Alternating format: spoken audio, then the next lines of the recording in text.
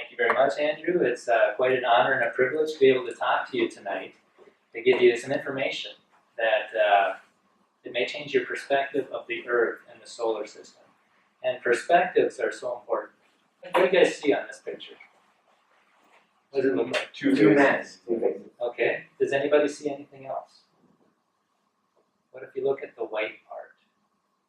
What does that look like? A face. Oh. See, perspectives. A lot of times there's more than one way of looking at something. The perspective we've always seen is the Big Bang perspective. 13.8 billion years ago, something exploded. That we've grown up with that mindset. I'm going to ask you to think outside the box. Okay? But with this mindset, I'm going to ask you some questions. Because if your perspective's wrong, you're going to have the wrong, it's going to be hard to answer some questions. Who can tell me what this is? The highest point on Earth. Mount Everest. Yeah, you know, who can tell me what they find on Mount Everest? Lots of snow. But they find animals that once lived on the sea. How do you get marine animals 5 miles above sea level? The common answer is, the standard answer is Mount Everest was under the sea at one time. I agree with that. So the next question is, what mechanism moves a mountain 5 miles up in the air? Okay, where does the energy come from for tectonics? Where does the force come for that? Okay, something to think about. Okay, now what about, what's next to the mountains are the plateaus. The highest plateau is next to the biggest mountain range, the Tibet Plateau. And you got the Colombian Plateau and the Rockies and the Cascades and the Colorado Plateau. How do you raise a plateau? This guy says the problem of the uplift of the large plateau area is one which has puzzled students of Earth crust for a long time. What mechanism would cause a very large volume of low-standing continents to rise rapidly a mile in the air? It's a problem. Okay? And what would cause, anybody know what the deepest point on Earth is? The trench in the Pacific Ocean, Mariana Trench. Yeah, it's roughly 7 miles deep. But the question I have is what formed it, obviously. And why are most of the trenches in the Pacific Ocean? And why don't we have them in the Atlantic or the Indian? They're mainly concentrated in that one area. Why is that? What would cause that? Okay, and what's the longest mountain range in the world? Anybody know what that is? It'd be one of the 7 wonders of the natural world if it wasn't covered with water. It's the mid-oceanic ridge. It goes all around the ocean, like seams on a baseball. How does that form? Well, the standard answer is that's where the plates are shifting apart and the ridge is rising up. They'll show the Atlantic and the Pacific all day long, but they won't show you the Indian. And why is that? The Atlantic right there, the Indian Ocean, you got forces all over the place. Look at down on the bottom, you got all these forces here. Why do they suddenly stop? Why don't you have the same force there? And then on the bottom here, you got these forces coming together. There should be a bunch of buckling and compression there, but there's not. That's a problem. That ridge is straight line cracks. Those are tension cracks. And they're perpendicular to each other. How in the world do you form a mountain range by stretching it in 2 different directions? How does a mountain range form like that? When most mountain ranges are compression. They got crushed together with sediment. But the mountain range, the mid-Atlantic ridge, is the salt. The ones on the continent are sediment. And why do the mountain ranges run parallel to the mid-Atlantic ridge? Is that just a coincidence?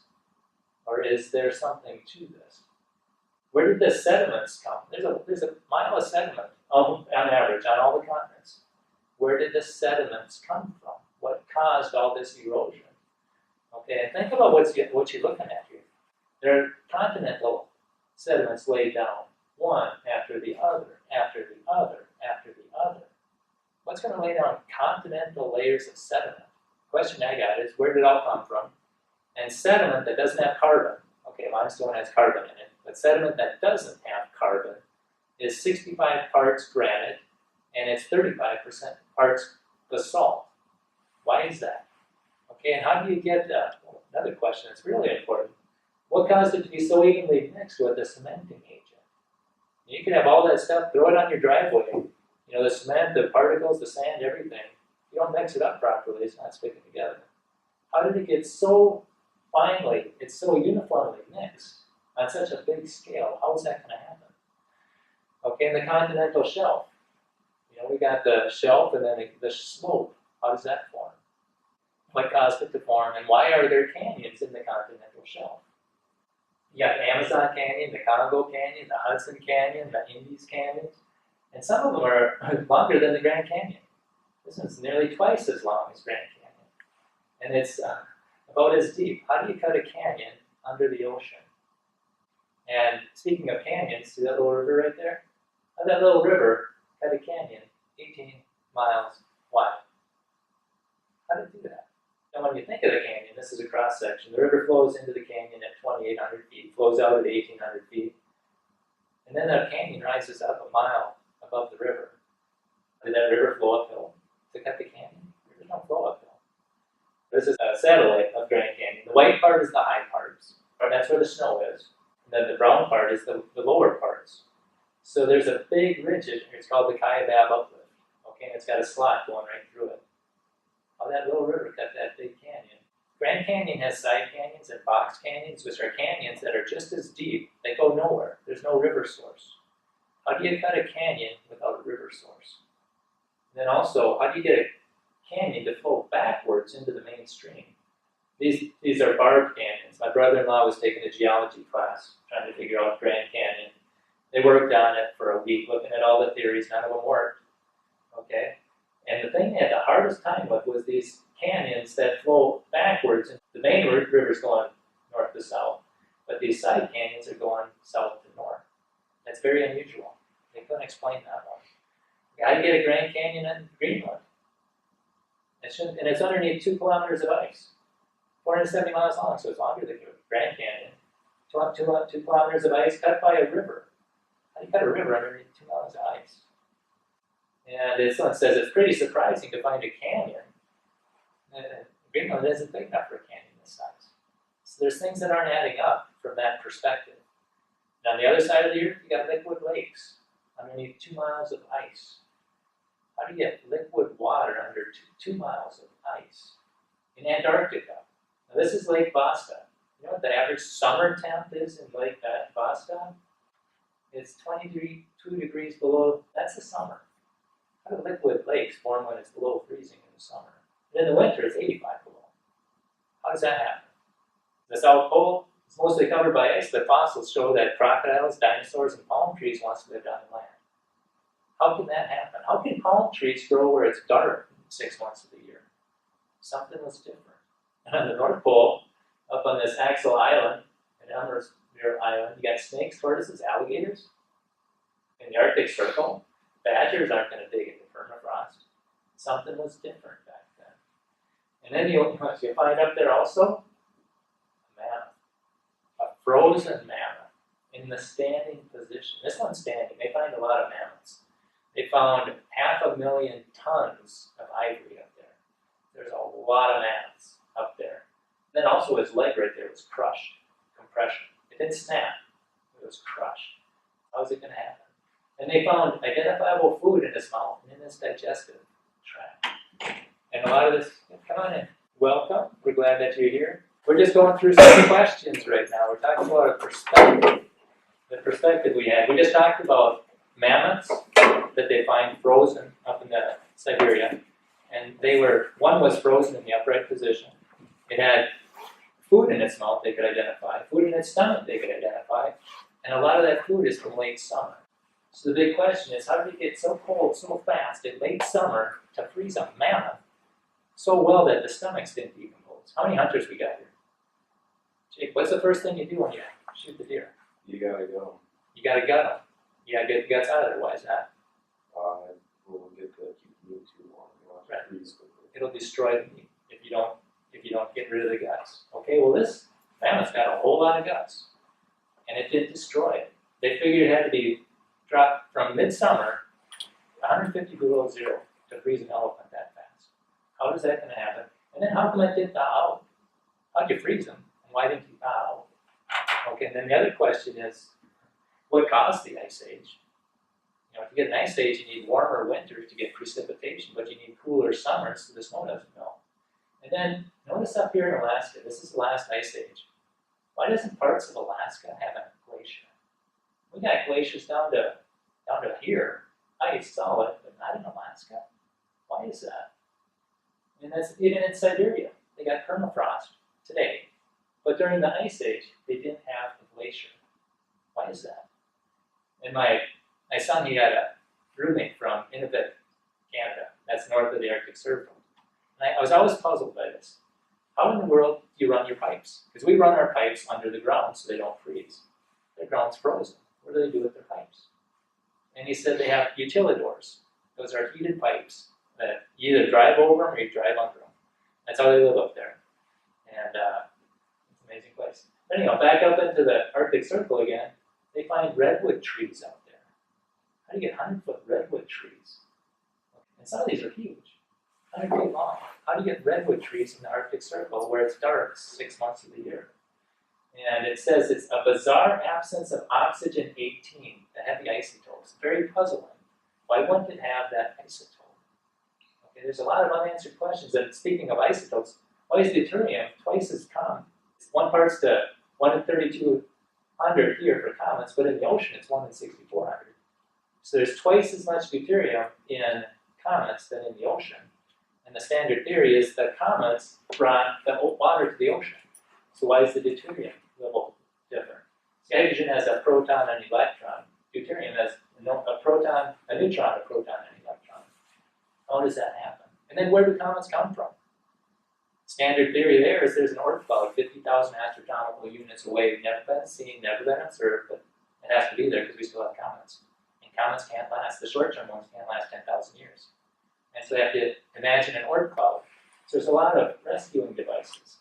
Average binding energy. How do you fuse past iron?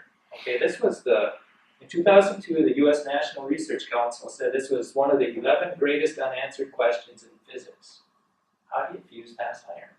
See, if that blue line kept going up and up and up and up, then it would work, but it doesn't. This guy says, we're all made of star stuff. The Big Bang created hydrogen, helium, a little bit of lithium, and other light atoms. But everything else, the carbon, oxygen, and almost 100 other elements that would make up animals, plants, and Earth itself, was created by stars. Look at the problem. The problem is that physicists aren't quite sure how the stars did it. So that's a problem. Okay. Another problem is, how come asteroids have moons? That's a real hard problem. It's really hard to catch a moon. How do you get peanut-shaped asteroids? And this guy says it's a major mystery how 2 objects, each the size of skyscrapers, would collide without blowing each other to smithereens. This is especially puzzling in a region of the solar system where gravitational forces would normally involve collision speeds of 4,500 miles an hour. So why didn't it just blow apart, according to their theory? I'm telling you, the perspective isn't right. And how do you get chondrules in meteorites? Chondrules are like pieces of little melted rock. They have to figure out, well, there's lightning in outer space, well, how's that going to happen? So things aren't adding up. And how do you get liquid erosion on Mars, on a canyon wall, like an amphitheater wall? How do you get liquid erosion on Mars when the temperature on Mars is below Antarctica? It's below freezing. How do you get water like that? Why is the moon so different? The Earth side of the moon has been pounded. You got the lava flows, the moonquakes, it's just been pounded. The far side's been peppered. Okay, it's totally different. They don't have any dark seas on this far side. So dark seas, those are the lava flows. You don't have any of those on the far side. And that doesn't make sense because the Earth should protect the near side. The far side should be pounded. And why doesn't the moon orbit the Earth's equator? Did anybody see the eclipse this couple months ago? A month ago in August? Okay. It was raining here. Yeah. Yeah. My brother went to Nebraska to see it. Everyone did. Yeah. But it's quite the day on campus. They're handing out glasses. But if the moon orbited the equator like most of the satellites in our solar system, we'd hardly ever get a solar eclipse. So why is that? And Mesas, Buttes, and Spires. Anybody ever been out to, I think it's in Utah? Anybody seen this? Like the Western movies?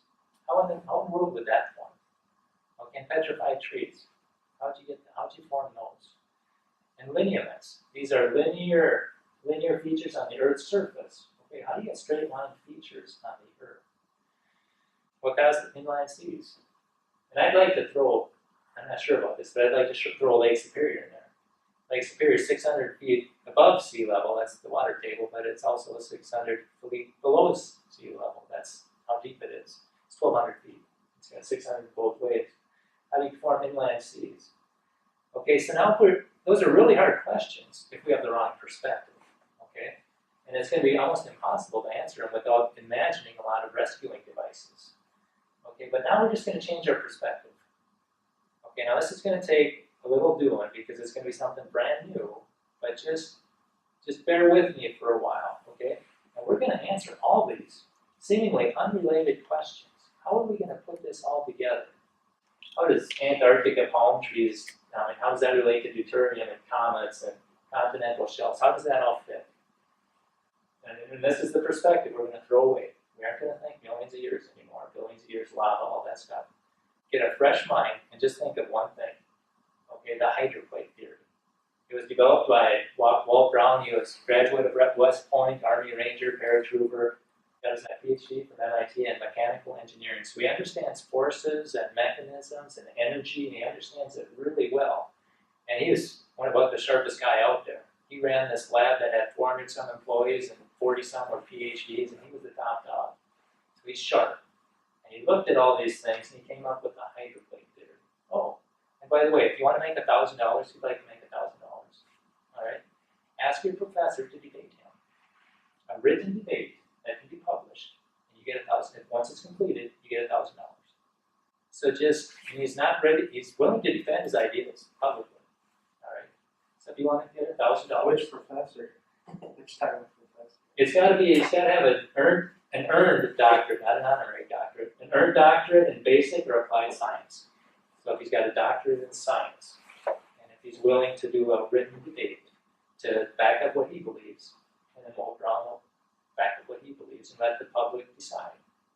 I'd love that type of education. Let both sides. See, if you only taught one side, you're not really taught how to think. You're being told what to think.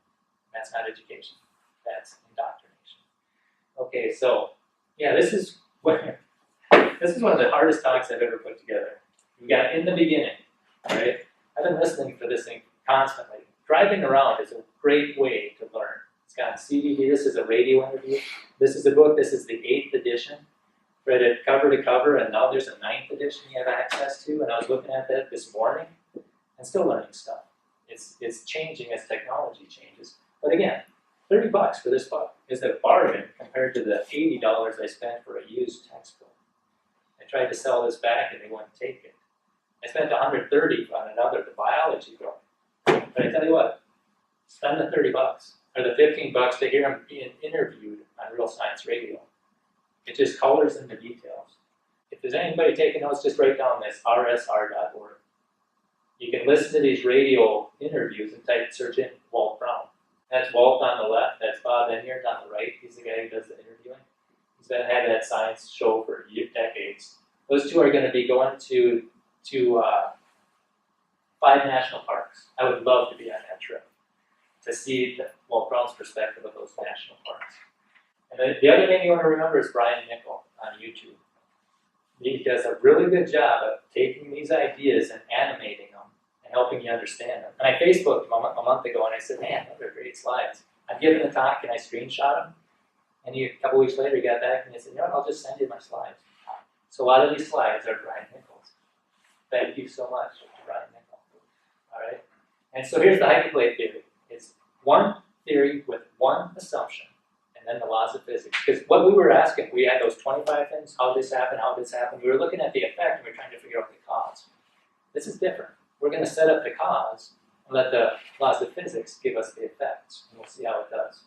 Okay, so the assumption is about half the water now in the oceans was once under interconnected chambers 60 miles below the entire Earth's surface. Okay, now in this book it's going to say 10 miles. Now they've upped it to 60 miles, and there's reasons for that. And if you listen to Kevin Lee, L-E-A, on rsr.org, he explains why. Okay, and at thousands of locations, the chamber is sagging ceiling pressed against the chamber floor. He calls them pillars. The average thickness of the water was at least a mile. It used to be 3/4 of a mile, then it was 0.9 miles, and now it's at least a mile. And I think there's more than that. And you'll understand why. So that's what it is. This is a visual representation. So you got a 60-mile Earth crust over a mile of water that's going around the Earth. In some places, the mantle and the crust are touching. This is a cross-section like of America. You got a 60-mile crust and then a mile of water. As the moon goes around the Earth, it tugs on the crust. Like when we get the tides. It's going to tug here, and then there's going to be less gravity here, so that's going to bulge. So that mantle and that crust is getting stretched and compressed twice a day. Stretched and compressed twice a day. If I had a piece of wire here and I bent it back and forth, it's going to generate heat. All right? And that's what's happening to the crust. It's getting hotter and hotter and hotter. Heat's got to go somewhere. It's going into the water. The water's getting hotter and hotter and hotter. It's going to want to boil, but it can't. There's no room to boil. It can't expand. So at 705 degrees, it becomes supercritical, right there. That's where the water vapor and the water have the same density. They've known about this for a couple hundred years. They didn't really know what it was. It wasn't really water, it wasn't really steam, but whatever it was, under tremendous pressure. Now, if you heat this at sea level, that's going to boil at 212 degrees. If you're in Denver, it's going to be, and there's less pressure, it's going to boil at 180 degrees. Okay, but now if you plug it and then increase the pressure, it's going to get hotter and hotter and hotter, and this is what happens at 705 degrees at 3,200 joules per square inch. The liquid density equals the gas density, and they're just microscopic liquid droplets just bouncing around in there, and the surface area is huge. It's a big solvent. It dissolves stuff, and it's starting to dissolve the granite, and it's starting to dissolve the basalt on the bottom. And these chemicals are coming together, and they're forming. You got calcium carbonate, that's limestone. Where did all the limestone come from? You got a lot of chalk. Then you have a whole bunch of salt that's in this subterranean water chamber, lots of it. And it keeps on dissolving. Those are the porous places of the rock. So you got the minerals and the water, you got the granite and the basalt, and this is all being dissolved. Dissolved, dissolved, dissolved. And it's getting weaker and weaker. And it's getting stretched and stretched like a big rubber band. And finally, it's going to break. And when it breaks, all that water shoots up with tremendous force. And if you would, just look at these dumpsters. Just keep your eye on the dumpsters. This is just from a water pipe. A water pipe explodes. Now you got sediment going everywhere, and water going everywhere. And this, and just think if that was the earth that was exploding. This woman comes out and she sees a river in front of her house. What are we going to do? Things aren't right.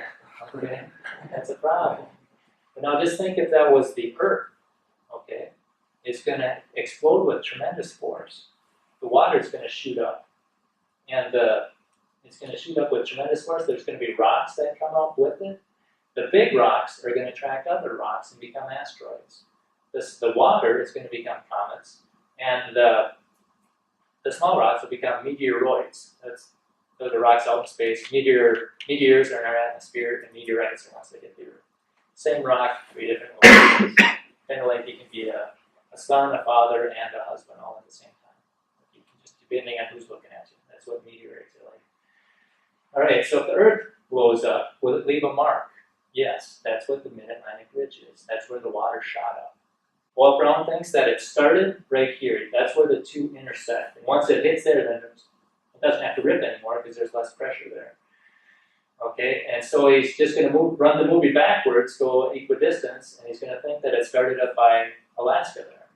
So once it started, it's going to go 3 miles a second. In 2 hours, it's going to circle the Earth.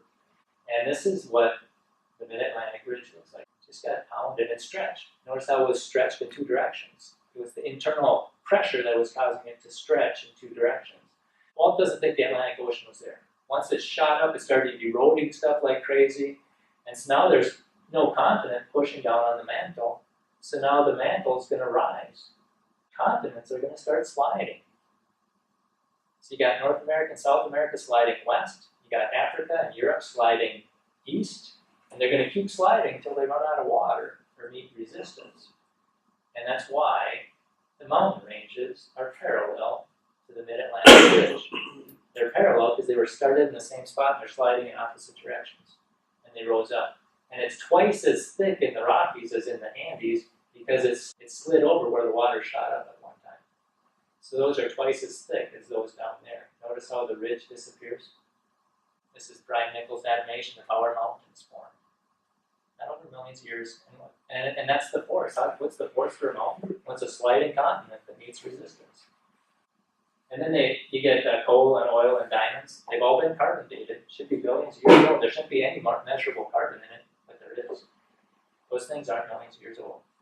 So we just have to, scientifically, it doesn't make sense to think that they are millions of years old when they date them different. These are 15-foot trees up here in Benison Canyon, over in Colorado. These are compression cracks. If it was a tension crack pulling them apart, it would just crack a straight line and the tension would be released. But these are compression ones. These are mountains in British Columbia. There's no cracks in those. Those were soft sediment layers that got buckled during the compression period. It's the origin of sedimentary rock. Where did all this sediment come from? You got granite, remember? Sedimentary rock is 65 parts granite and 35 parts basalt. So it's eroding almost twice as much as the top as the bottom. And we got basalt, the Mid-Atlantic Ridge, and we've got granite, okay, on the continents, this basement rock. The interesting thing about basalt is it's igneous. It's hot. It's been hot. Granite's an enigma. It's never been hot. If you look at this, it's all full of speckles. Speckles. If granite was hot at one time, because it's made of quartz and feldspar, mica, and hornsplit, all at different densities. If this was hot, those densities would have layered out, but it's all speckled. Granite was never hot, therefore the earth was never molten. And when they heat it up in a lab and try to make granite, they get something like this, where it's like rhyolite. They can't make granite. So now what's happening right now is the water's shooting up, and the cliff right here is starting to break. You can never have a cliff more than 5 miles high, because the rock will crush the bottom rock, and it'll come crashing down. So now you got a 60-mile cliff crushing that rock, plus the water's shooting up with tremendous force. And it's getting weaker and weaker, and some of the bigger rocks are coming down. Those are the ones I think turn into asteroids. That's my personal opinion. And they get eroded, and the sediment, finally, the water gets high enough where the foam shuts off. And there's a book that says it rained for 40 days and 40 nights. And that was a fountain. That was where the water was coming from. It was coming from the fountains of the Great Deep. And now the continents are covered with water, right? So now when it's high tide, that tide just keeps going around the earth. You're going to have 200-foot tides. 200 feet pushing down on the sand is going to have a lot of pressure at the peak. And then when the trough goes by, all that water is going to come up. And it's going to settle back down, and it's a sorting process that goes down continually. So different densities are going to settle at different layers. And it's tremendous pressure and new sediments being laid down. And there's going to be a thing called lensing, where the water can't go up. It's blocked by something. So now it's going to flow uphill. Water's going to, as this whole layer rises up, this water's going to flow uphill. And I think that's what happened in Grand Canyon. I think all these were layered out, what they call liquefaction. They were layered out, getting pressed and compressed, spread out and compressed. I think the fossils in these layers got flushed up into these layers. It's something to consider. And then you look at these layers in the Grand Canyon, like pancakes. This one says the oldest layers are at the bottom of the canyon, 1.2 billion years old. Well, scientifically, that's not the case. I mean, you look at this bottom of this red wall limestone. Steve Austin has found these nautiloid fossils. These nautiloids, it's like a shrimp with a shell. And he finds them by the billions in this one layer of that red wall limestone. The real hard thing for evolutionists is 15% of them are upright. How do you stand upright for 15 million years to wait to be fossils? See, the only way a fossil forms is if it gets buried rapidly. Therefore, if any layer of rock has fossils in it, it was laid down rapidly. It's a sign of a flood, not millions of years. And these guys wanted to do some more research in there, and the state park won't give them a permit. So they had to sue them to get a permit. They were getting discriminated against because they were creationists. And if you're interested in that, there's the Slaughter of the Dissidents, where there's a long story of witch hunts. You don't bow down to evolution, it could be the end of your career. And so that's why I'm here. I have a lot more freedom to talk than your professor does. And I want you to see both sides of the issues so you can think. That's what I want. Come to your own conclusion. Unfortunately, you're only being taught one way to think, and that's indoctrination. All right? And so they finally won that lawsuit, so now they can go through. I just wonder if they're going to find anything. Maybe somebody's there cleaning it up in the back end, and everything would be hard from the evolutionist perspective. But anyhow, Walt Brown, you got the Atlantic Ocean. There's a bulge, continent sliding east and west, okay? So as a mechanical engineer, you're thinking, well, if something's going on, something has to come in. And that's what happens to the Pacific Ocean. The Pacific Ocean sinks in. That's why the Mariana Trench is there. That's why all the trenches are in the Pacific Ocean and not in the Atlantic Ocean. Or most of them are in the Pacific. And if you look at that, now Walt Brown didn't talk about this, I just stumbled across this, but there's another continent. Anybody heard of Zealandia? Okay, this is a sunken continent off of Australia, right there. It's about the size of India. Interesting thing is, they found evidence of land-based fossils. So this continent got sucked down, or the water rose up, or both. Okay, so whatever it is, land animals used to live there. So something was different. Okay, now the Mariana Trench, if you look at the middle of this ring of fire, if you were to dig from one side of the Earth to the other side of the Earth, it's perfectly within a half a degree of the middle of the Atlantic Ocean. So this is rising up, that's sinking in. It's the force of what's happening during the flood. Plate tectonics, there's problems with that. It's spreading and subducting at the same place. How can you be spreading and subducting at the same spot? Walt Brown has 15 reasons why subduction can't take place. It doesn't work. So something to think about. And if you look at that Brian Nickel animation, he goes through why it doesn't work. Because they like to show it like it's a boiling pot of water. You know, it gets hot and it gets cold, and that's where the energy comes from. But it's not. I mean, it's solid, granite. You know, it's solid. But something to just think about and watch. And basically, I'm just here to try and inspire you to look at the theory online or on the book or watch the video. So, okay, this stuff blows apart again. And people say, well, that could never happen. And I say, well, it could never shoot stuff into outer space. And I say, well, why not? It's happening today on moons. Cletus and Europa, they're doing that right now. These are moons around Saturn and Jupiter. They're spraying stuff into outer space right now. And it brings us to the moon. Okay, if that really did shoot up with tremendous force, would it leave a mark on the moon? Yeah. And it did. That's why we got the lava flows on the near side and not the far side. And when you think about it, the Earth, it should be the opposite. The far side of the moon should get pounded because it's vulnerable. The near side of the moon, just the Earth itself is going to block out all those. But then you put in the gravitational pull, stuff coming in from the bottom is going to get sucked into the Earth, not the moon, when you allow for gravity. So this side should be really protected, and this side should be really pounded, but it's not. It's a hard one. And then you look at this. These are the high density gravitational. You get higher densities there. It looks like it's been shot with buckshot, and you don't see that on the other side. It's only on the near side. I'm saying those are the things that got shot up from the crust of the Earth. And some people think that the moon got heavier. Okay, so it got a little closer and messed up the 30-day month. That was 29 and a half days. And then our Earth got lighter, so then that sped up the rotation and it messed up the 360-day year. And so now we've got 365 and a quarter.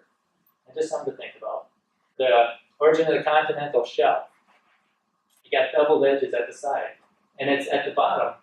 And at the bottom, it's going to erode more of this than that, because it's coming out with more pressure here. It's going to get slammed down and rot up. And so it's going to sink farther. That's why you got the shelf, because more of this got eroded. And that's why you got the slope, because it got doubled as it eroded up. How do you get canyons on that shelf? Well, that continent was out of the water. Now, continents were higher, according to Walt Brown. When it's higher, the water is draining off into the ocean basins, cutting the canyons. All right, and then the oceans are rising, so the continent's sinking, and the ocean water rising is going to cover these canyons that were cut with the water running off from the flood. And as far as the plateaus, what's the force that raises a plateau? What mechanism could have caused large volume of low-standing continents to rise into the air? Gravity. Does that make sense? It's going to be like hydroplate. This guy says we have a double-edged mystery. For the Colorado Plateau, it seems to have grown downward at the same time it emerged upward. How does that happen? Just think of hydraulics. You got a mountain, which is a lot of mass on a narrow base that's sinking down. And the magma underneath it, the lava, has going somewhere, so it's going to the sides, and it's going to shear off the weakest point, and that weakest point is going to rise. And so it's a bunch of weak points together which make up the plateau. The mountain sinks down, the plateau rises up. And that one by the Himalayan mountains, that rose 3 miles. 3 miles. It's a big mountain range. Okay, and so what's going to happen? It's going to rise up. The lava may get to the top at some places and get hard in some places. And so when that hard lava meets running water, the softer sediment around the side is going to wash away. Has anybody seen Red Butte, Arizona? There's 1,000 feet of sediment that's been washed away. Where did that go? When Bob Enyart drives to the Grand Canyon, he goes through the Navajo Reservation. And he's driving for hours. He sees a ridge to his right on the north, a ridge to the left on the south, and it's the same formation. Whatever was in the middle was washed away. 2,000 cubic miles of sediment was washed away. And Bob Enyart's family get to hear him the whole way saying, Grand Canyon ain't nothing. That ain't nothing compared to what happened before the Grand Canyon was formed. All right, and so that's going to bring us to the Grand Canyon, because that's where Red Butte is, right down here. It's going to be important. Okay, this is a satellite picture of it. Again, Marble Canyon's right there. How Marble Canyon formed, and why was Red Butte washed away? For scale, this is a 12-mile valley, or it's ridge, 12-mile ridge around that canyon. So a lot of water's coming out of there. It's like a big funnel. Now keep in mind, if the Grand Canyon was dammed up, they dammed up these areas, you get 2 huge lakes, Grand Lake and Hopi Lake, similar to size to the Great Lakes. Great Lakes in volume and land mass. And it's on the plateau. So the plateau is rising. And the lakes are getting more and more water in it. You know how it's hard for water vapor to get over the Rockies, it's going to fall down on this side instead of the other side. Lakes are getting full, and more full. And finally it's going to breach Grand Lake. Water's going to start gushing out. It makes this huge funnel. That's that 12-mile thing that I showed you. It's gushing out. And remember Red Butte? All that sediment's getting washed away from Grand Lake. And it's getting really close to Hopi Lake. So now Hopi Lake starts to drain.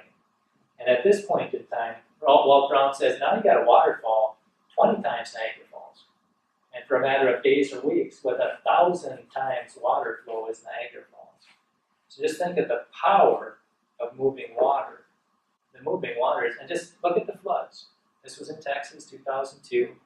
You had this range 30 inches in a weekend. Okay, nothing compared to the fountains that have been raining down for 40 days. And it cut this canyon. The river carved a canyon 1 mile long, over 50 feet deep, and hundreds of yards wide through solid limestone. So keep in mind, it's not just water going through. That's ripping up boulders and rocks, and that's pounding on the bottom, making more boulders and rocks. And some of these boulders are the size of mobile homes. And this all happened in 24 hours. So the landscape can change quickly, very quickly, not millions of years. And that's just flat water going across the surface. How about water that's going vertical? This was 1983, the Glen Canyon Dam. You can watch this on YouTube. Really interesting. What they had to do to save that dam, because the water's going to go over the top, and they're trying to drain it as much as they can. And look at that. There's a man right there. I've seen it practical. You seen what? I went there and saw it. Oh, you've been there? Okay. Yeah. Yeah, so they're shooting that's a man. Look at all that volume of water shooting out of there. And things are going well, and the spillways are doing well, but then something went wrong. They had to shut it down inside that spillway because it was shooting out boulders and metal, and these big holes is called cavitation. Okay, if it's a bump there, it's going to come down and explode and make more and more and more. They realized they had to add air into the water flow as it came down, and they figured out where to do it. It's quite an amazing feat that they were able to do that to that dam. Now all the dams, the spillways have air pockets where they can add air into it. But this is the hole. That's a man on a ladder. Okay? A hole 32 feet deep, 40 feet wide, 150 feet long. And that was through reinforced concrete, steel reinforced concrete. So moving water can make a lot of damage, which brings us back to the Grand Canyon. Once it starts going through, cutting that canyon, it's just going to keep on cutting. That canyon made the river. The river didn't make the canyon. And And that's exactly what we see in Mount St. Helens. Mount St. Helens blew up 1980, May 18th. And the mud flow blocked the lake. Okay, there was really no way to get there until one day there was a mud flow that cut a canyon 1,000 feet wide, 140 feet deep, in 9 hours. And it's got features like the Grand Canyon. Okay, they call it the Little Grand Canyon. That's that one there on the left. This one on the right, I think they call Engineers Canyon, because they were trying to drain that lake because they didn't want a big flood at the breach. That, I think, was carved in like a year and a half. That's sediment. It doesn't take a lot of time. And then when you look at the bottom, what's at the bottom of these lakes, these former lakes, you have the Petrified Forest National Park. And there's 2 petrified forests at the bottom of this lake, too. So how do you get petrified trees? Okay, well, Brown says that the water was rich in silica. And as the water warmed up, the silica had to go out of the solution and had to go somewhere. So it went into the trees. Hence all those petrified trees. And we can make petrified trees in the laboratory just by injecting silica into the wood.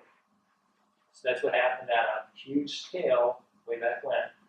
And at the Grand Lake, you got Monument Valley. These are the buttes and spires. How's that form?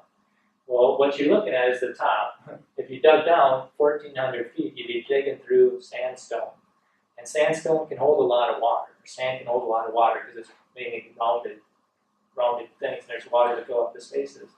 Well, there used to be a big lake on top of it that was forcing water down 1,400 feet. The lake went away, so there wasn't as much force holding it down, so it came up to the surface, and it's going to go follow the path of least resistance. So if there's something blocking it on top, it's going to flow out the sides. Hence, you got the mesas, buttes, and spires. That's how those were formed. How about inland seas? Now this is going to be, we're going to answer a lot of questions answering this question. We're going to answer the lineaments. We're going to answer how do you fuse fast iron. And that's going to bring us to Brian Nickel again. He's got one out there, The Origins of Earth's Radioactivity. It's really good work. These are all on YouTube. Check them out.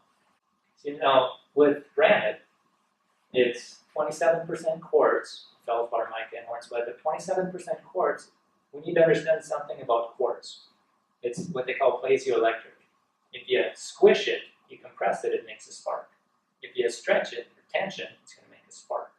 That's how your gas grill lights. You push a thing and something hits it and it makes a spark. All right, so understand that about granite. And granite at the bottom, it's really strong, like 32,000 pounds you can withstand before it crumbles. But tension is pretty weak. It's only like 600 pounds. So when you got tension, it can rip it apart. It's going to make sparks. And this is what people say about earthquakes. Some descriptions of earthquakes worldwide. Flames shot out of the ground. Intense electrical activity. The sky was alight. Ribbon-like flashes of lightning. Bluish flames from fissures opened in the ground. Anchor chains became incandescent, partly melted. Globes of fire and other extraordinary lights. Sheets of flame in the rocks. What's happening? Just picture lightning in the rock. All right? From all these quartz things. And infinitesimal instantaneous illumination. Sparks or sprinkles of light. Thin luminous stripes of streamers. And they're using this idea to predict when earthquakes are going to happen. They're looking at this. The electrical charge above an area. So now just understand these 60-mile pieces of granite that are buckling, okay? They call it flutter. We're going to understand what's happening here. You got the supercritical water, it's solid on top. The supercritical water is feeding into some porous material. That stuff's going to fall apart, especially when that pillar crashes down again. When it slams down with tremendous force, it's going to melt some of the rock, giving us the chondrules. So now we got melted rock in the subterranean water chamber. They're going to go to the edge. It's going to get pinched here. This is where the flutter comes from. The pressure is going to increase and increase, and finally it's going to lift it up. And all those rocks are going to shoot up into outer space or onto the continent. They shoot up into outer space, and that's how you get the chondrules in meteorites. When they hit Earth. All right, so you got this lightning inside the granite. And it's going to keep fluttering and fluttering from that water. What's going to happen here? How do you fuse past iron? Well, this says that supernovas can fuse up to iron. What happens after that? It's where the fusion comes into place. And we can do this in the laboratory. Z-pinch it. Take a pure element, you hit it with something going close to the speed of light, the hot dot, okay, really hot, really small, and it makes all these other elements. Those elements are radioactive. And so those radioactive elements decay into stuff along the valley of stability. Those are the heavy elements that we have. Plus, the lightning inside the granite, a lightning in the air, it's got the compression, the thunder, this big sound wave goes out. Well, there's no room for it in the granite. So it's going to kind of stretch the walls out a little bit, and then they're going to come slam together and watch those four molecules become one. They're going to pack them together. And they're going to make things that are radioactive that decay into the valley of into our elements again. And that's what's going to cause the origin of the sea. So with all that radioactivity, there's going to be hotter spots in the crust. And the hotter spots are going to get weaker, and then it's going to shoot out, giving us the seas. That's what these seas are. They just shot out. In my opinion, I think that's Lake Superior too. Just shot out. You got free neutrons there. That's where the deuterium is going to form. The neutrons are going to hook up with the hydrogen. You're going to get the deuterium. So that's why there's twice as much deuterium in comets, because they shot up from the springs of the sea, the bones of the deep, and then there was ocean that diluted it. So you got half of it that shot up, and then the ocean, the stuff that didn't shoot up, the ocean diluted it. And that's where the comets came from. So, and what do we find in comets? Well, Brown said you're going to predict what he predicted. You're going to find olivine, which is a common element on Earth. And he predicted it, and he was right. What else do they find up in those comets, asteroids, meteors? You're going to find water, salts, silicates, limestone, clay. Limestone we can only form in liquid water at a certain temp. There's no liquid water in outer space. Cubonite, which I believe can only form in water that's 3,000 degrees. You don't got 3,000 degree water out there. Olivine, which is the common mineral, iron, nickel. They've even found amino acids. And it really puzzles the guy who did the Stardust mission. He went up there, they got it. They were able to capture some stuff from the tail of the comet. They got it to Earth, amazing feat, really. Dr. Don Brownlee, I believe his name was. And he was shocked that they found amino acids. He didn't want to go public with it because they couldn't explain it. And if you want to hear about this Kevin Lee talked to Dr. Brownlee. He gave him a call. He talked to him after a seminar one time, asked him a question publicly. And go into rsr.org and type in Kevin Lee, L-E-A, and you'll be able to hear about what Dr. Brownlee said. And he kept on encouraging him, read the book, read the book. Somebody predicted this is what you'd find. And Walt Brown says, yeah, he knew I predicted it, so he predicted something else. He predicted something from the outer solar system.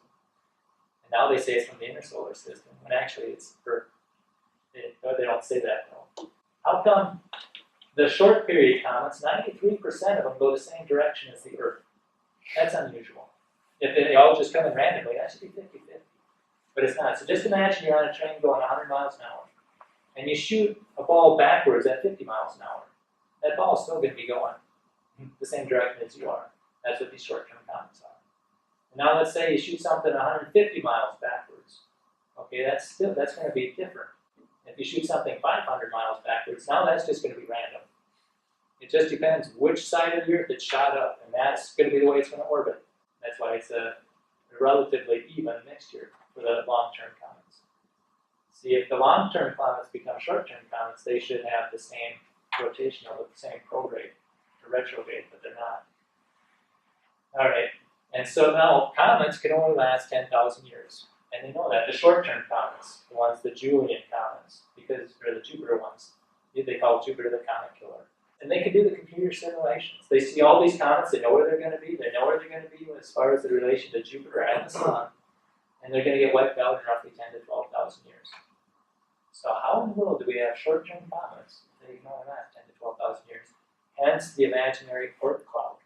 Got to have an Oort cloud to keep reproducing these comets. Never been observed, no evidence for it at all. But they have to have it. Whereas we're saying, no, we haven't been here millions of years. Okay, and then how did the asteroid get a moon? That's a hard one. Walt Brown predicted this too. He also predicted that asteroids would be floating rock piles. And they'd be held together loosely with ice, and you'd have rounded boulders. Why would you have rounded boulders in space? A rounded boulder means it came through a lot of water, turbulent. Less than 1% of the Earth's mass could produce all the asteroids. That's not a problem. And now Walt Brown is saying that the trans-Neptune objects have come from Earth too. And that would be 3% of the Earth's volume. Could account for all the trans-Neptune objects, which, by the way, are going the wrong way. I talked about that in another talk. NICU, I think, and a bunch of other ones. They're orbiting the sun retrograde, opposite of what everything else is. That's a problem. And that's why it went from, if you read the book, it's a 10-mile sheet, 10-mile granite, piece of granite. The water's 10 miles deep. And now in the new book, and you can see the new book, it's on rsr.org, type in 9th edition, and you can see the up-to-date stuff. How do you get these peanut-shaped asteroids? Major mystery, and we talked about how do you get something skyscraper size to collide, especially they should be blowing themselves apart. How does that happen? Because if they're in space, if something's coming in hard, it's going to blow everything apart. That's why planets can't form. The theory goes, you go from gas to dust to pebbles to rocks this big to planetesimals, which are kilometer-sized rocks. Okay, the problem is, it works up to here. Once these rocks start banging into each other, they break apart. Look at the rings of Saturn. They aren't turning into a moon, they're breaking apart. Look at the asteroid belt. Those aren't turning into a planet. For it to get a moon, they have to be all be traveling the same vector, same speed, same direction. They probably all came from the Earth. And then they can attract the gravitational pull, and you can get a moon. Interesting, rounded boulders. This is what Walt Brown predicted. Notice how they say dinosaur eggs. These are these rounded boulders, some of them 10 meters in diameter. Rounded boulders are coming together to make asteroids. How in the world does that happen? And he predicted it. How do you get these liquid water flows on Mars? Okay, now Walt Brown says, well, you have that water in the asteroid coming to Mars. The rocks might speed up a little faster than the water, create an impact, create heat. The rest of the water comes down, turns into water, ice comes down, turns into water, and flows down. Makes sense. Okay, how do you get that canyon under Greenland? Well, the water washed off and the ice age came and filled it up. Same thing with the lakes in Antarctica. The water washed off, ice age came, filled it up. So how do we get an ice age? This is a real tough one for an evolutionist, because to get an ice age, you need warm winters so you can have precipitation. You need a lot of precipitation to get a lot of snow. But you need cold summers so it doesn't melt. How in the world do you get warmer winters and colder summers? Well, Brown says the continents were higher elevations and these colder temps.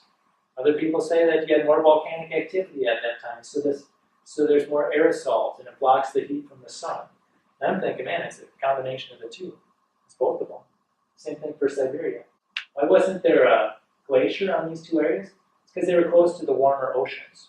The oceans were warmer after the flood, so the precip came down as rain, and as it got to higher elevation, it came down as snow. That's why you have Siberia not covered with the glacier, even though it's permafrost today. So things were different. And this is Mount Tambora in Indonesia. In 1815, this volcano blew up. They had a year without summer. It had killer frost occurred in May and snowstorms in June and ice formed on lakes in July. And this was in the American Northeast and Northern Europe. They call it the year without summer. That was just one volcano. What if the whole Earth had volcanoes? It would take a while for that sediment to get out of the atmosphere. And that's why they figured the ice age started after the flood, lasted roughly 500 or 600 years, and took 400 or 500 years to melt. Somewhere in that area. Right? And so then how do you get the frozen mammoth up there? All these are frozen mammoths. They found them with flesh on them. This is the bone that, if it's pressed down, it's going to snap. It's going to be like a ruler. But it didn't. It's crushed. There's something pressing it together in the front, and the back, and all around so it can't snap. And so it crushes. It had a broken pelvis, and there was no marks to the outside of it. What happened? Mammoths can't live in the Arctic Circle. They eat 600 pounds of food a day. They drink 30 gallons of water, 60 gallons of water a day. They can't live up there. And their nose, our nose gets cold in the winter, half-inch long. How about that trunk? Those are not Arctic animals. How did it get so cold so fast? All right, that's going to be answered with cold hail.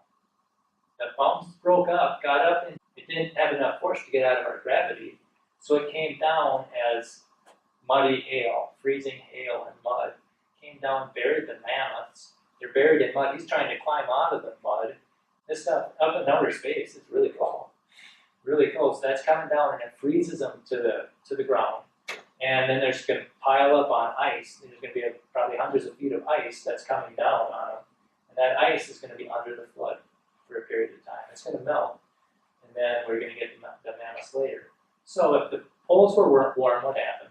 How did plants get sunlight when it's dark 6 months of the year? And how did it stay cold? I mean, freezing the mammoth is one thing. You need to drop them into a freezer that's 150 below freezing so that it does so it can flash freeze and not destroy the gut, what's in the stomachs. Then how come it doesn't thaw?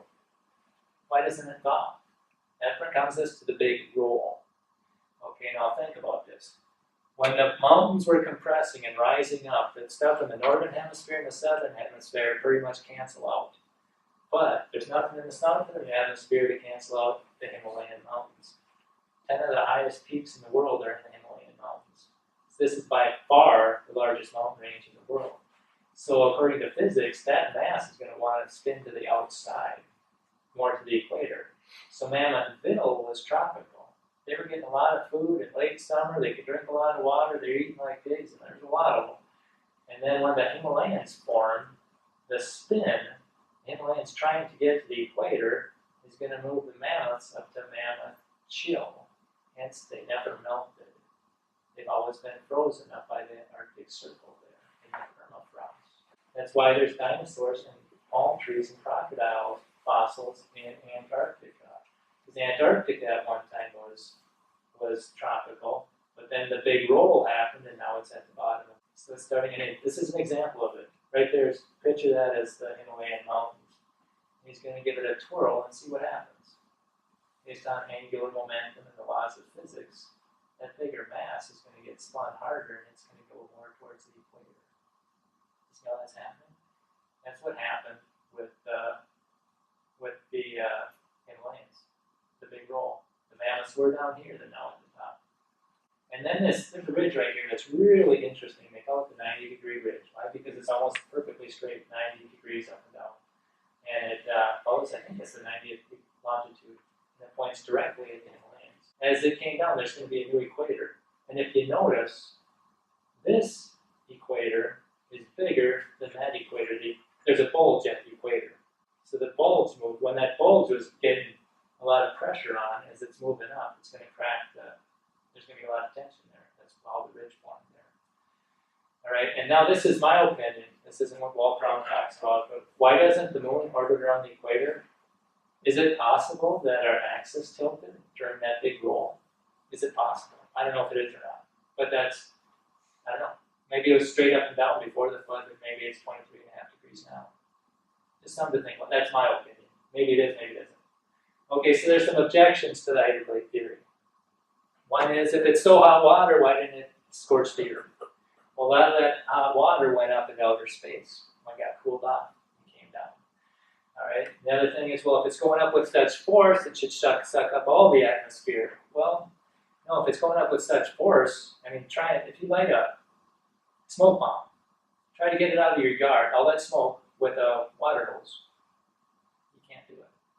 It's just going to go right through it. And that's kind of what the heat did, too. And so you still have the atmosphere. And then some people say, oh, I don't believe there was water in the ocean back then, under the ocean back then. My answer is, why not? There's water under the ocean today. These hydrothermal vents are coming up from the bottom of the ocean. So where's the water have to be? It has to be below the ocean. With granite, its maximum strength is 2,300 pounds per square inch, and then it crushes together. It's kind of like putty. That's at about 5 miles. So there shouldn't be any water below that line. It's got the perfect seal. Shouldn't be any water. And if the Earth was molten at one time, shouldn't be any water down there. And so what do they find? Germany dug a hole, Russia dug a hole, below 5 miles, mind you. And what do they find? They're shocked to find crushed granite and salt water. And that salt water is twice as salty as our oceans. And they're shocked at that. But Walt Brown, it fits perfectly. Okay, and then they've also done some testing, and Walt Brown predicted this too. They're going to find water under the mountains. And that's what the seismic, the tests they've done, is something's down there that conducts electricity really well. And so these are the predictions that Walt Brown has made. He did have this one. NASA discovered an Earth-like composition of comets, fulfilling Walt Brown's public's prediction, and that they would find one of the most common elements on Earth, olivine. You got that one right. He's got 50-some. He's made a prediction that you won't find fossils underneath mammoths. He figures mammoths were there before the flood and fossils came after the flood. He said you won't find coal or oil underneath the mammoths. And Kevin Lee puts a disclaimer on it. He said you'll never find it under a standing mammoth because they could have got washed to a new spot. He said pooled water under mountains, that was right. Deep channels under Gibraltar, that was right. Because that he figured was a crack. It was a tension crack, and that made it a deep channel. Salt on Mars, he was right. He figures a lot of that Mars came from water, it came from Earth. Asteroids are flying rock piles, and he was right. Rocks on asteroids and comets are rounded, and he was right. And pretty much, if a planet blows up, it's going to be sharp, jagged rocks, right? But if something goes through a strong current, it's going to round those edges, and that's what he predicted, and he was right. Water is inside large asteroids, he was right. Got carbon-14 in old dinosaur bones, and he was right. They find C14 in dinosaur bones. They find blood vessels and blood cells in dinosaur bones. How many people do that? Okay, about half of you. Okay, it's the best kept secret in anthropology because that destroys the geologic column. And Mary Schweitzer found this probably 10, 15 years ago. And I do another talk on that. Dinosaurs, fact or fiction. They found what in dinosaurs? They found dinosaur blood and soft tissue in dinosaur bones. Oh, And blood can't last millions of years. And what Bob Enyart does is he reads the scientific journals all the time. He talks about them. He says all scientists work for Walt Brown. When they discover something, they validate its predictions. Yeah. And so let's take a look at Walt Brown. For most of his life, he was an evolutionist. And then in the 70s, he heard that somebody found a mount. They thought they found Mount Everest, or thought they found the Ark on a mountain, Noah's Ark on a mountain. And he was thinking about that, and he thought, well, if there was an Ark on a mountain, that means there was a worldwide flood. That means there'd be a lot of dead plants and animals. And he thought, well, that's our geologic column. A lot of dead plants and animals in our geologic column. He thought, well, if our geologic column is evidence for a flood, where's the evidence for evolution? And he started to ask all his colleagues, he's mostly sharp guys, where's the evidence for evolution? And after 2 years, nobody could give him any evidence for evolution. And then he became a creationist. And this theory that he came up, this one assumption that half the water was in the earth, was written in a book. That's what the Bible says. The fountains of the great deep broke up. And here's some scripture. In the beginning, God created the heaven and the earth was without form and void, and darkness was upon the face of the deep, and the Spirit of God moved upon the face of the water. So there was water above the earth. And then there's the day 2 where they talk about the firmament, where it divides the water from the water, and he thinks that's what this is. Personally, I think that the firmament was above the atmosphere. But crystalline, I think that's what the windows of heaven were that were open. So, it's just stuff to think about. Another verse was to him, he stretched out the earth above the waters. This is in Psalms. He stretched out the earth above the waters. Why would it say that? In other places, and God said, let the waters under the heaven be gathered together in one place, and let the dry land appear. And it was so. And God called the dry land earth, and he gathered together the waters, he called seas, and God saw that it was good. And he thinks that's when the granite settled down, the heavy parts settled down, so the water that was on the earth sank into the seas. And then this bulged up and pushed up the land. And then the earth and all the inhabitants thereof are dissolved and bear up the pillars of it. So maybe these are the pillars that he's talking about. And then the word of the Lord, were the heavens made, and all the hosts of them by the breath of his mouth. He gathered the waters of the sea together as a heap. And you lay them up in depths as in a storehouse. Could that be a storehouse for the flood? That's Psalm 33. He gathered and formed it upon the seas and established it upon the floods. So it seems to be saying that God made the earth on the water. And then in the 600th year of Noah's life, in the 2nd month, in the 17th day of the month, does that sound figurative? Does that sound like an analogy? Does that sound like a framework? Or does that sound historical? Very specific year, month, and day. This is a historical account. The same day were all the fountains of the great deep broken up, and the windows of heaven were open. Personally, I think that was the canopy. But the fountains of the great deep, and that's an excellent word, fountains. That fountain was flowing for 40 days. And who shut up the sea with doors when it broke forth, as if it had issued out of the womb? When a woman has a baby, the water breaks and it gushes out of there. And that's what he's saying happened on the earth. And now when the fountains broke up, and it's going to rain for 40 days, and then eventually the fountains are going to get covered with water where it stops the rain. But the water keeps coming for another 100 days. This is Psalm 104. Who laid the fountains of the earth that it should not be removed? Thou covers it with the deep as a garment. The waters stood above the mountains. Okay, at thy rebuke they fled. At the voice of thy thunder they hasted away. Can you imagine what mountains forming sounded like? At the voice of thy thunder they hasted away. They go up by the mountains. They go down by the valleys in the place where thou hast founded them. And some people say, well, this is a creation verse. We'll keep reading. Now it said, abound that they may not pass over, that they may not again cover the earth. This is the flood. There was a flood after the creation week. All right, and God gave us the rainbow, saying He's never going to do it again by water. But there is another judgment coming. And then also, this is Job. God talking to Job, asking him all these questions. Hast thou entered into the springs of the sea? See, we didn't know there were springs in the sea until 1977. We didn't know that. This is Jonah when he was swallowed by the fish. The waters compassed me about, even to the soul, that the depths closed me round about, the weeds were wrapped about my head. I went down to the bottoms of the mountains. We didn't know there were mountains in the bottom of the sea back then. Okay? And so what else does the Bible tell us? We do all this to tell you, say all that to say this. If the Bible is accurate about the past, it's probably accurate about the future. The Bible tells us we've all sinned.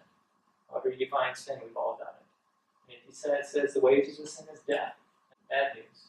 Wages of sin is death. See, it's not confession. I grew up in a religion where the wages of sin was confession and penance. You know, it's not. It's death. Somebody's got to die for that sin. Okay, but the gift of God is eternal life through Jesus Christ our Lord. And so I ask people at the kiosk all the time, have you received this free gift of eternal life through Jesus Christ our Lord? And I'll ask them, you know, and I'll show them, I'll ask them if they think heaven's more like an earned reward or free gift. And most people, 90% say it's an earned reward. Show them this one, Ephesians 2:8-9. For by grace are you saved through faith, and that not of yourselves, it is the gift of God. It's a gift. Not of works. You don't work for it. You don't turn over your life. You don't ask Jesus into your heart. You don't repent. You don't do anything. It's not of works, lest any man should boast. That should define repent. Repent doesn't feel sorry for your sins. Repent can also, in the Bible, when it talks about salvation, means change of mind. So for by grace he is saved. I like to ask people, how do you define grace? I get a lot of different answers. And I like to make this illustration. Let's say you're speeding down the highway, cop pulls you over, gives you a ticket. It's called justice. You got what you deserve. Okay, now let's say he just pulls you over, gives you a warning. It's called mercy. He does not give you what you deserve. And now he say he pulls you over and he says, you know, I'm a just cop, I have to give you a ticket. But I'm going to pay the ticket for you. Plus $1 million. It's like, I don't deserve anything. That's grace. That's what Jesus did for us on the cross. He paid the penalty for our sin. He suffered, he died, he was buried. He conquered death. He's offering it to everybody as a free gift. And I like how people understand that. And then this verse, I'll show them this one. For I'm not ashamed of the gospel of Christ, for it is the power of God unto salvation to everyone that believes. I'll say, notice it right there. What does it refer to? It is the power of God unto salvation. What is it? Well, it refers to the gospel. The gospel is the power of God unto salvation. To whom? To everyone that believes. So believe the gospel and you're saved. Believe the gospel and you're saved. So I ask them, if we need to believe the gospel to be saved, what's the gospel? And I get a whole bunch of messages, a whole bunch of questions, a whole bunch of answers. Matthew, Mark, Luke, and John. The Bible, you know, the Ten Commandments. And I said, just let the Bible define the gospel. And that is in 1 Corinthians 15. Moreover, brethren, I declare unto you the gospel. Okay? And how that Christ died for our sins according to the Scriptures, and that he was buried, and that he rose again the third day according to the Scriptures. Now let's believe the gospel and be saved. This is the gospel. Now ask, have you ever in your life believed that Christ died for your sins? Have you ever done that? That he was buried, and that he rose again the third day? And when you do that, you're safe. And so if God asks you, why should I let you into heaven? Or where would you go if you were to die? If you've done this, you're going to heaven. And if God asks you, why should I let you into heaven? It's because Jesus died for my sins. There's nothing that I did. Acts 16:30. And brought them out and said, Sirs, what must I do to be saved? They could have said, be baptized. They could have said, repent. They could have said, make Jesus the Lord of your life. They could have said, ask Jesus in your heart. What they say, believe. Believe on the Lord Jesus Christ, and thou shalt be saved. The linchpin is believe. For God so loved the world that he gave his only begotten Son, that whosoever believes should not perish. Believeth in him should not perish, but have everlasting life. And understand it's everlasting life, not everlasting probation. Once you have it, you have it. It's not conditional life. Okay? Once you believe, you're a child of God. And then you can do what he wants. The next decision is a discipleship decision, not a salvation decision. Am I going to do what God wants me to do? Okay? And if you're obedient, he can bless you, give you rewards here on earth, and even in heaven. But if you're rebellious, he's going to deal with you. Like a good father would. He's going to chase you, get you back on track. And Jesus divides the whole world into two groups. He that believeth, this is John 3:18, he that believeth on him is not condemned, but he that believeth not is condemned already. Why? Because he hasn't believed in the name of the only begotten Son of God. So, two groups. And Jesus said, I am the way, the truth, and the life. No man comes to the Father but by me. Jesus is the only way to heaven. So the question, which group are you in? Are you condemned? Or are you not condemned? Do you believe? Have you believed? Are you a child of God? Or are you condemned already? Because you haven't believed. Something to think about, and that's why we do what we do. We try and share this information so you can get an accurate perspective. You can answer all those questions now. All those 24 questions from one assumption. And then we also like to make sure that you know spiritually where you're going. The things we think are so important today don't matter. Where are you going to be in 100 years? That's what matters. Have you accepted Christ as your Savior? All right, and with that, something to think about. We all know somebody who died younger than us, don't we? We don't know if we're going to be here tomorrow. I could show you a video clip of this car that never got across the street. Green light, they started going out, semi took out 20-some people. So that's why we do what we do. And with that, I'll open it up with any